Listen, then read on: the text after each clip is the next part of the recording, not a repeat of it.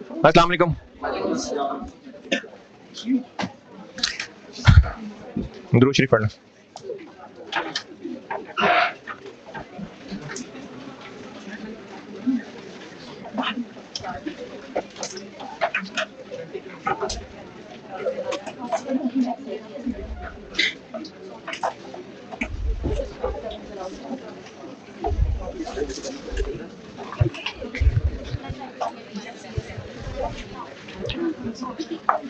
कल होमवर्क दिया था मैंने कोई? ना यार, और आपने कहा भी नहीं। चले फिर एक सवाल है, 10 मिनट से ज्यादा का सवाल नहीं है, अभी करें आप लोग। अभी स्प्रिंग 22 अटेम्प्ट का सवाल है। स्प्रिंग 22 अटेम्प्ट का सवाल है एक, IS 23 वाले चैप्टर में, बुलान के नाम से होगा।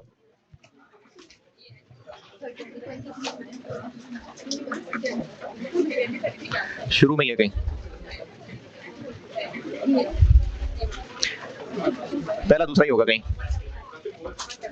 पेज 179 पे बुलान के नाम से है।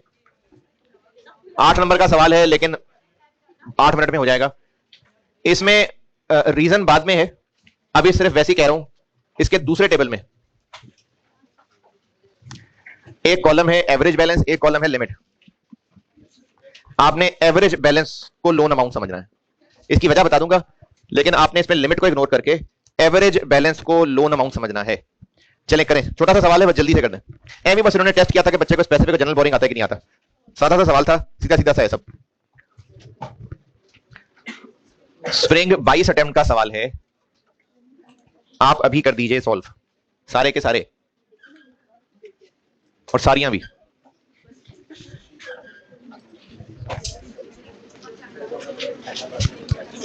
सबसे कह रहा हूं, एनक वाले भी बगैर एनक वाले भी, सबसे सवाल अभी सॉल्व कर दें।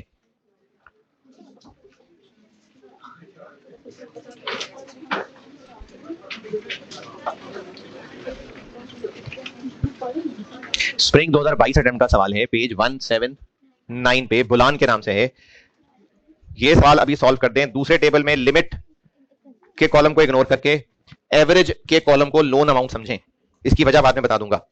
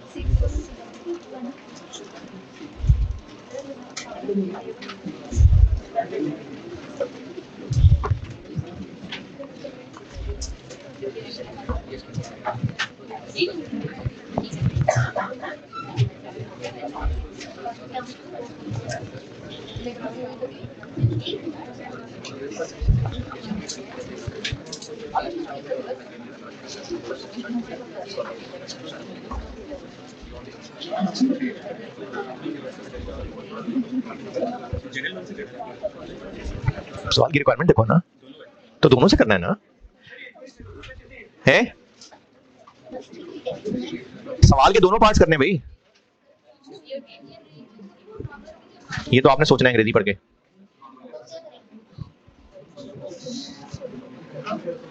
ये सस्पेंशन नॉर्मल है कि एबनॉर्मल है? नॉर्मल है। क्यों? यूजुअल। यूजुअल यानी कि इस मौसम में बारिशें होती ही होती हैं, तो ये प्लान का हिस्सा है, तो नॉर्मल है ये।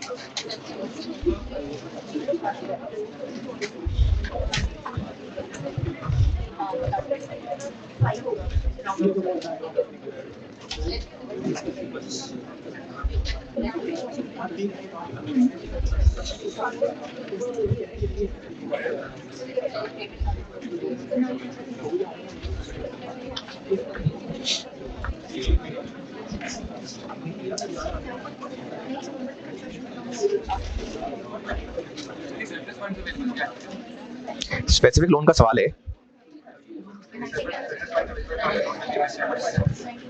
तो स्पेसिफिक लोन में नहीं करते थे सरप्लस फंड्स की इन्वेस्टमेंट इनकम? यार 2 दिन से जनरल बोरिंग कर रहे हैं, तो स्पेसिफिक को दिमाग से निकाल दिया क्या? 10 मिनट का सवाल था सिर्फ, कर लिया।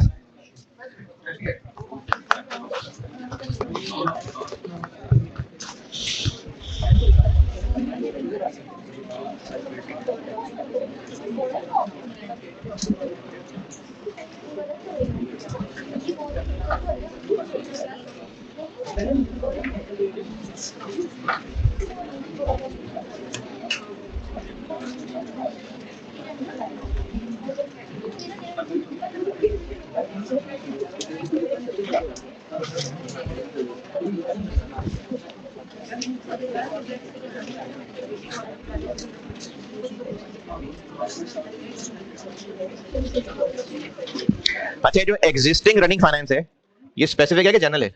ये जनरल है। तो पार्ट ए में उसने कहा आप स्पेसिफिक का सवाल समझें, और बी है उसने जनरल का सवाल। ठीक है,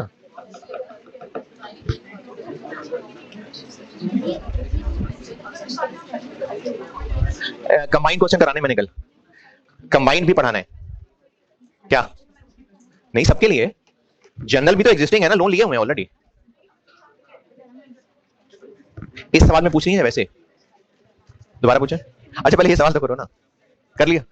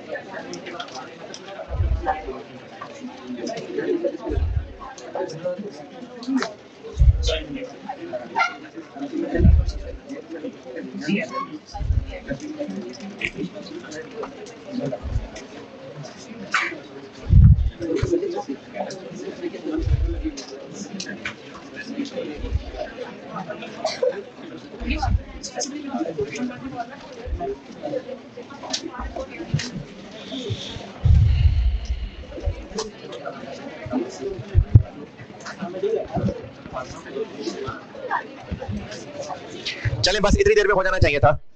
सस्पेंशन नॉर्मल थी क्योंकि यूजुअल रेंज हैं।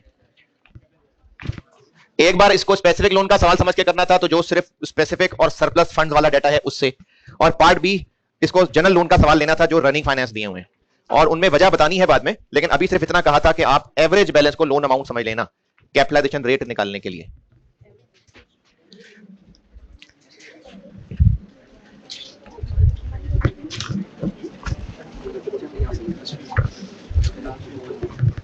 चलिए बस कर दें, और टाइम नहीं है।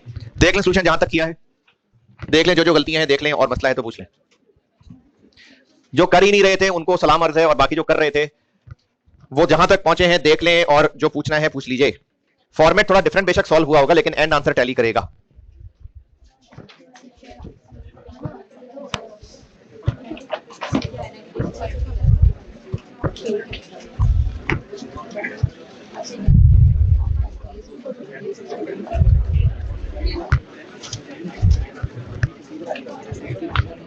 अरे बाजी नहीं आ रही, करे जा रहे हैं सवाल।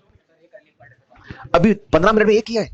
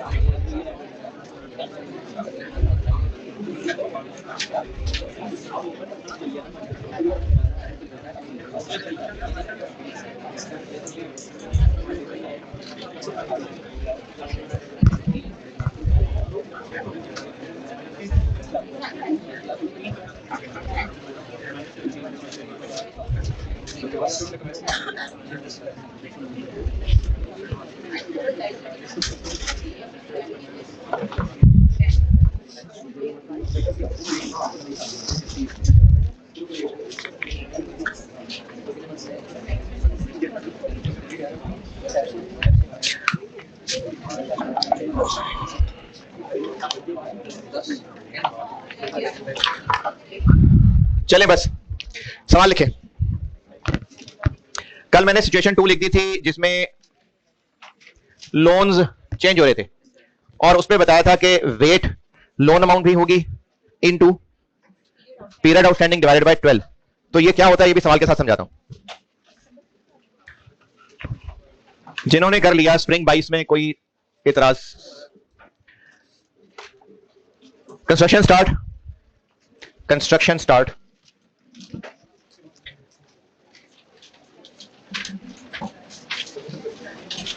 कंस्ट्रक्शन स्टार्ट है 1 Feb 23। ये जो कल हेडिंग दी थी ना तो उसमें अब आगे चल रहा हूं। कंस्ट्रक्शन स्टार्ट है 1 Feb 23, एंड है 30th November 23। सस्पेंशन कर लें जून के महीने की, सस्पेंशन जून का महीना। Expenditure on asset were incurred as follows. Expenditure on asset were incurred as follows.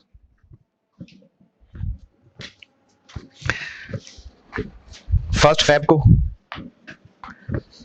Feb 4 million, 1 मई को 16 मिलियन 16 मिलियन और 1 अक्टूबर को 3 मिलियन।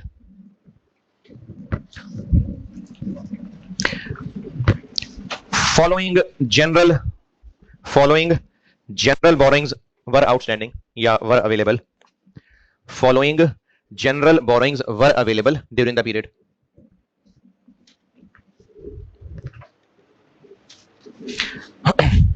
चार चीजें बताऊंगा: बैंक का नाम, लोन अमाउंट, इंटरेस्ट रेट और डेट ऑफ लोन।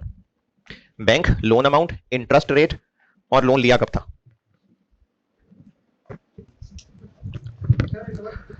नहीं दिल पूछ।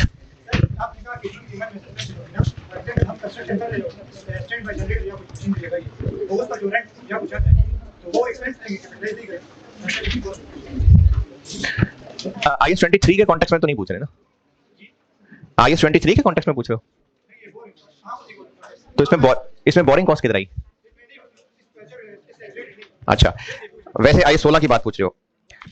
जिस महीने में काम नहीं हो रहा ना और वो काम रुकना एबनॉर्मल है, तो IS 16 में भी पढ़ा था कि एबनॉर्मल खर्चा एसेट की कॉस्ट में नहीं ऐड करते थे ना। तो इस दौरान अगर मशीनरी किराए पे ली हुई है बिल्डिंग बनाने के लिए तो उसका किराया भी बिल्डिंग की कॉस्ट में ऐड नहीं होगा, वो अलग से किराया एक्सपेंस बन जाएगा। बैंक कर लें ए बी सी 3 बैंक कर लें। लोन अमाउंट्स 36 मिलियन, 48 मिलियन और 60 मिलियन। इंटरेस्ट रेट 10%, 11% और 17%। लोन ए लिया था 1 जुलाई 22 को। लोन बी लिया था 1 जनवरी 22। जी होशबाज में बता रहा हूं। और लोन सी लिया है 1 मई 23 को। रिक्वायर्ड है मुझसे borrowing cost to be capitalized. एक लाइन सॉरी मिस हो गई, एक लाइन और लिख लें। कोई बात नहीं, रिक्वायरमेंट के बाद लिख लें, ऊपर तार जोड़ के ऊपर कर लेना इसको। ऑन 31 अक्टूबर लोन बी है जी 23। ऑन 31 October 23 loan B was fully repaid. Loan B was fully repaid। चले बस इतनी सी बात थी। अच्छा, अभी एक टेबुलर वर्किंग बता रहा हूं और कैलकुलेट ऐसे करना है, ये कैलकुलेशन सबसे हो जाए फिर नॉलेज के लिए इसकी वजह भी बता दूंगा। एक तो हो गया ए बी सी, 3 बैंक्स हो गए और लोन है 36, 48 और 60 और पीरियड आउटस्टैंडिंग, ये समझाता हूं क्या होता है। पीरियड एडजस्टेड अमाउंट, ये भी बताता हूं क्या होता है। इंटरेस्ट रेट और इंटरेस्ट कॉस्ट। कैपिटलाइजेशन रेट निकालने के लिए ये एक टेबुलर वर्किंग बता रहा हूं।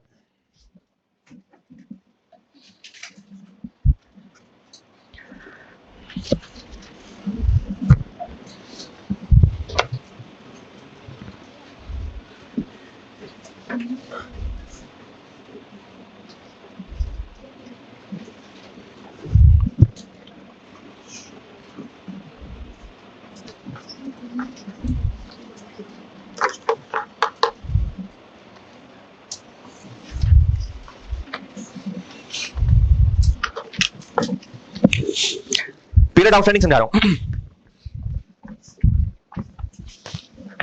अच्छा, जनरल बोरिंग में मैं बार बार पीरियड की बात कर रहा हूं कि आउटस्टैंडिंग ड्यूरिंग द पीरियड या पीरियड आउटस्टैंडिंग और पीरियड एडजस्टेड। तो पीरियड से मुराद अभी फिलहाल तो कंस्ट्रक्शन पीरियड ही है, लेकिन ऐसे भी सवाल हो सकते हैं जिसमें कंस्ट्रक्शन 1 साल से ज्यादा चल गई है और सवाल बस किसी एक ईयर का है, तो फिर वो ईयर पीरियड है, यानी पीरियड जिसकी हम कैलकुलेशन कर रहे हैं। तो अभी इस वक्त इस सवाल में कंस्ट्रक्शन पीरियड कितना है? हाँ, एक नोट लिख लें, आपको मैंने शायद पहले भी 2-3 बातें लिखवाई हुई हैं, सुनहरी बातें, एक और लिख लें, कल और बहुत सारी लिखवाऊंगा। एक बात ये लिख लें कि कैपिटलाइजेशन रेट कैलकुलेट करते हुए सस्पेंशन का कोई काम नहीं है। कैपिटलाइजेशन रेट कैलकुलेट करते हुए सस्पेंशन का नहीं है कोई काम। तो सस्पेंशन का काम किधर है फिर? वो तो जब बोरिंग कॉस्ट कैपिटलाइज कैलकुलेट कर रहे होते हैं वहां इस्तेमाल होती है। कैपिटलाइजेशन रेट कैलकुलेट करते हुए सस्पेंशन पीरियड का कोई काम नहीं है।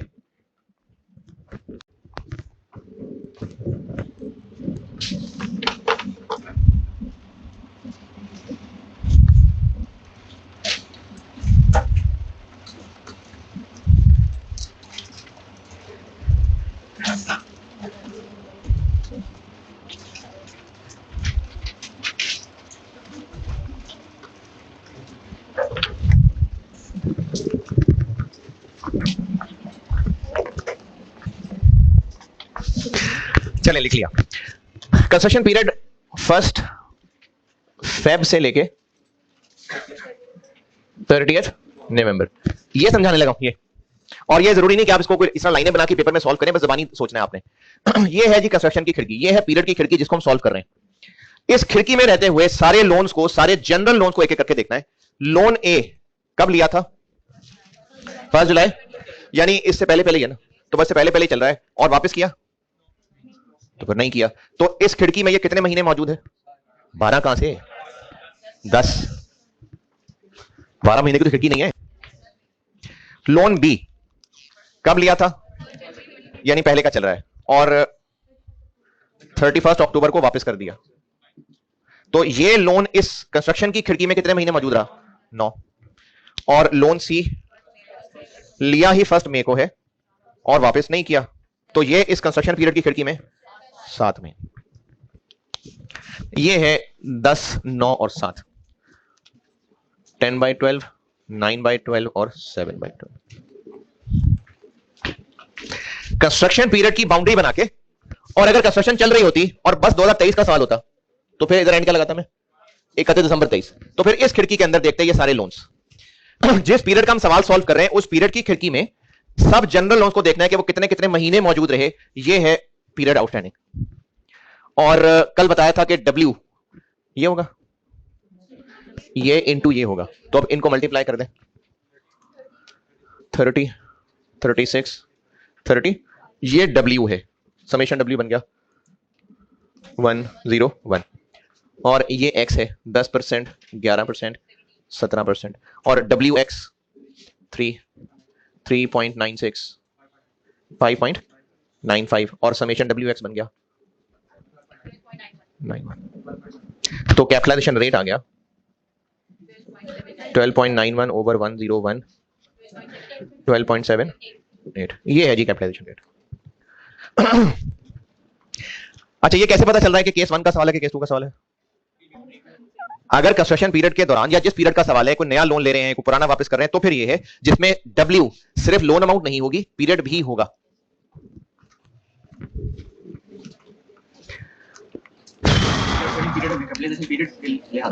कैपिटलाइजेशन पीरियड टिपिकली इसलिए नहीं कह रहा क्योंकि सस्पेंशन को बीच में लिफ्ट नहीं करा रहा मैं, बस दो एक्सट्रीम्स देखी हैं।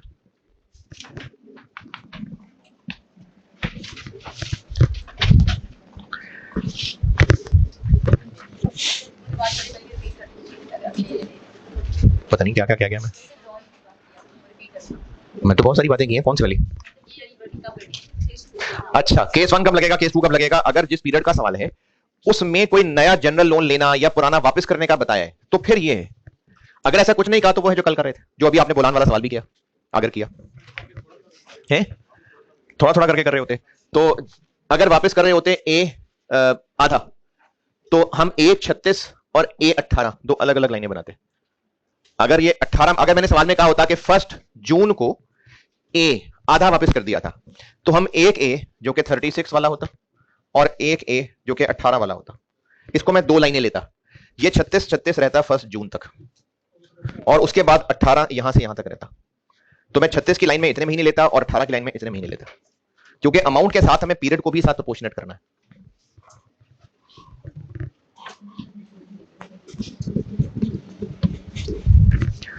अच्छा, बाय 12 क्यों कर दिया? महीने तो 10 है, तो पूरा साल तो कहीं है ही नहीं। हाँ, अच्छा, ये जो मैं इस वक्त ये टेबल बनाया ना, करना तो ऐसे है, ऐसी एक बात नॉलेज के लिए बता रहा हूं, अगर समझ आ गई तो बस एम मजे के लिए, अगर ना समझे तो कोई मसला नहीं है। जिस दौरान ये हम सवाल सॉल्व कर रहे हैं, चलो लोन बी की मिसाल लेता हूं, लोन बी कितने महीने मौजूद रहा? 9 महीने। उस दौरान बैंक ने लोन बी वाले की बात कर रहा हूं, कितने इंटरेस्ट कैलकुलेट, कितना इंटरेस्ट चार्ज किया होगा? क्या कैसे कैलकुलेट करूं? 48 इंटू 11% इंटू 9/12, 3.96। और अगर नहीं, बल्कि अगर वाला डायलॉग पहले बोल दिया, ये पर ईयर रेट है कि पर मंथ रेट है? पर ईयर है। रेट नहीं पता तो क्या करें? क्या करूं बताएं? इनका क्या करूं? 3.96, 48 बस काफी, या ये भी ले जाना पड़ेगा? ये भी ले जाना पड़ेगा, ये इधर दोनों लाएंगे तो रेट निकलेगा ना। और अगर इसको पहले सॉल्व कर लें तो क्या बना? 36, यानी अगर हम इसको 36 से डिवाइड कर दें तो रेट निकल आएगा। ये एनुअल रेट होगा या 9 महीने का होगा? एनुअल होगा।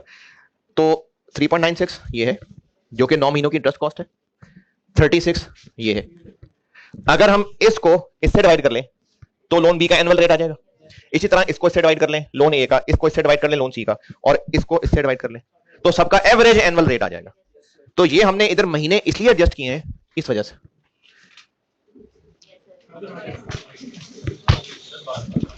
दोबारा बता दूं, क्या करें?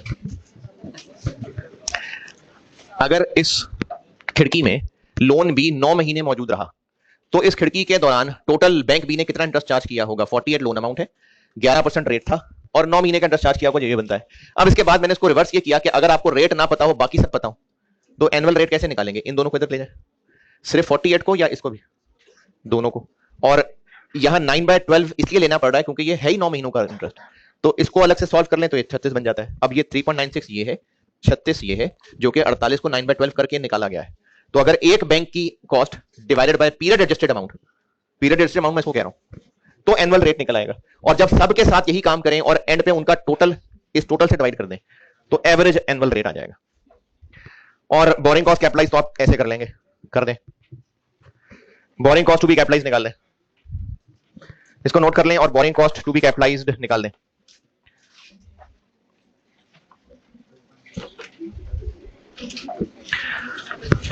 Boring cost to be capitalized निकाल दें, फिर इनकम स्टेटमेंट एक्सट्रैक्ट की एक वैरायटी कराता हूं।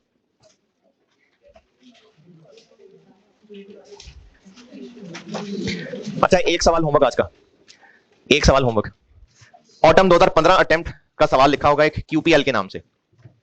मैंने आपको जो वो कैपिटल वर्क इन प्रोग्रेस और एडवांस और उसका एक सवाल कराया था ना जनरल एंट्रीज का, तो बस उसी की प्रैक्टिस के लिए एक एग्जाम क्वेश्चन है, QPL के नाम से होगा, ऑटम 2015 अटेम्प्ट लिखी होगी, QP लिमिटेड, FAR2 ऑटम 15 लिखा होगा, पेज 180। ये होमवर्क है सवाल।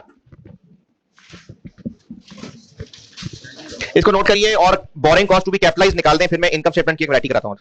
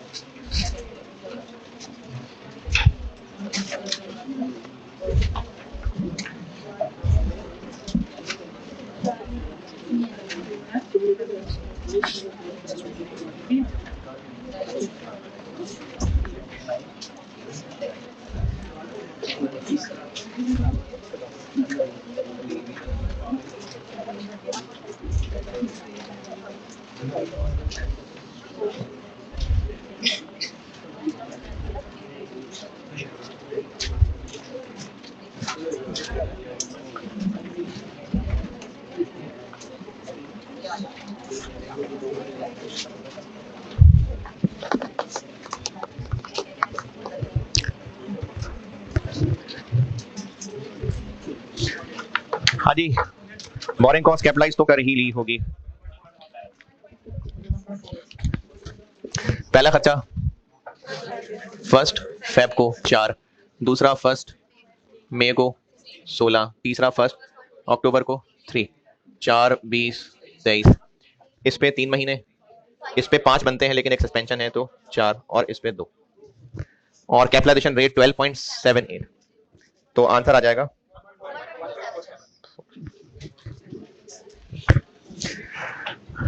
हाँ जी, ओके। और लिखें सवाल।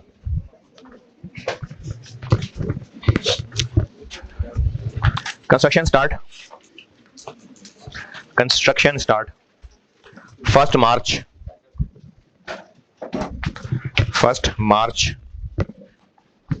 2023, 1 मार्च 23, और कंस्ट्रक्शन एंड 31 अक्टूबर 23। जी, स्टार्ट है 1 मार्च को और एंड है 31 अक्टूबर को, दोनों 2023। और सस्पेंशन जो दिल करता है कर ले। चले मई कर ले चले। Expenditure were incurred as follows.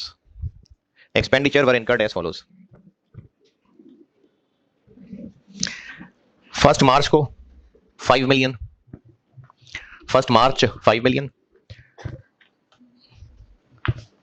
1 June 15 million, 1 September 3 million.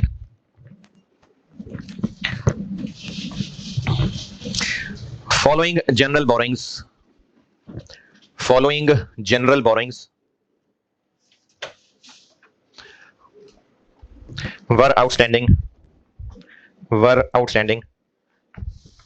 during the period.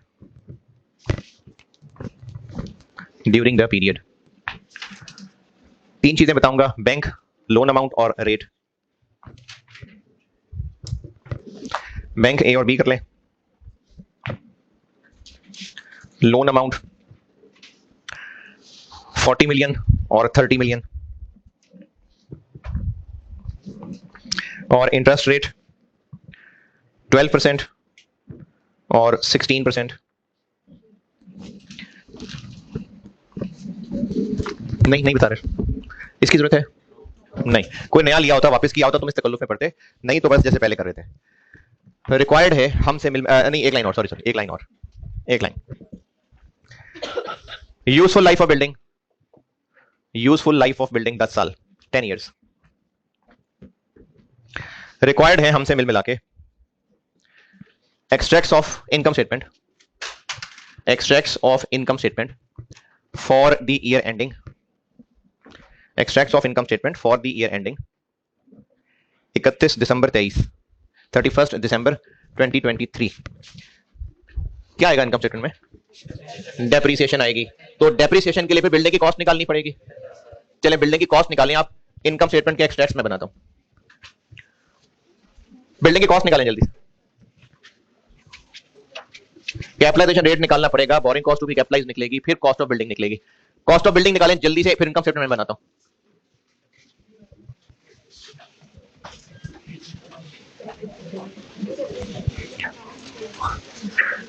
Cost of building निकालनी है, जनरल बोरिंग है तो कैपिटलाइजेशन रेट निकालना पड़ेगा, बोरिंग कॉस्ट कैपिटलाइज निकलेगी, फिर टोटल कॉस्ट ऑफ बिल्डिंग बनेगी।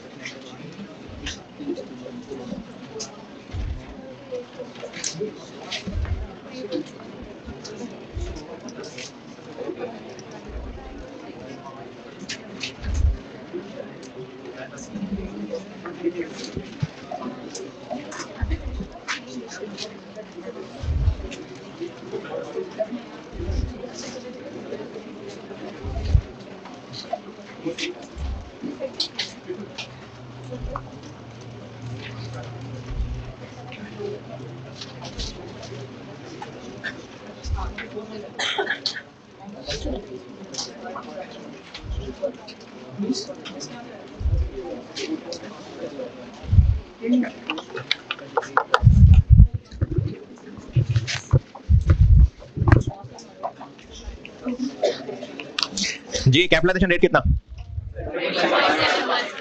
चलें सारे कह रहे हैं तो सही कह रहे होंगे।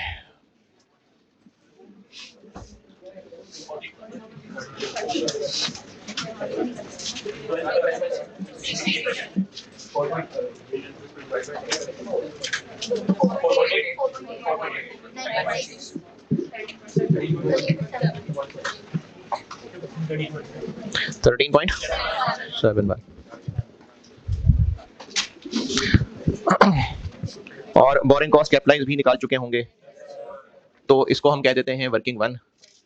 और बोरिंग कॉस्ट कैपिटलाइज निकालने के नीचे हम ये टोटल कॉस्ट ऑफ बिल्डिंग भी निकाल लेंगे। इस बिल्डिंग पे खर्चा हुआ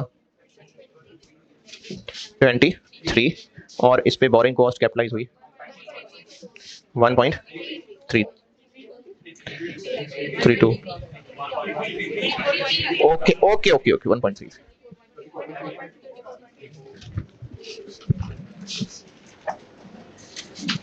$24.33 extracts of income statement।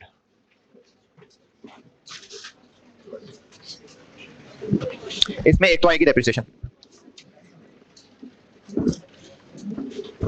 Depreciation होगी 24.33 जो कि वर्किंग 2 से निकला, डिवाइडेड बाय 10 इंटू 2 महीने 41। और इनकम स्टेटमेंट में क्या आएगा, कौन सा, इंटरेस्ट एक्सपेंस। इंटरेस्ट एक्सपेंस करें ना आप कैलकुलेट, सब लोग करें ट्राई। इंटरेस्ट एक्सपेंस यहां कितना आएगा करिए ट्राई, जो जैसे समझ आता है करें।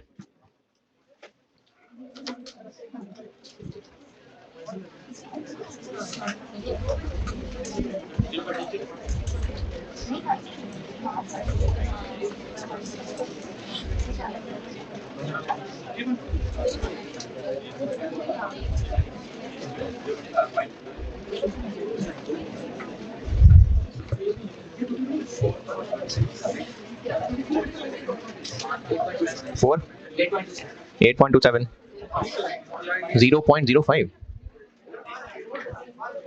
क्या 5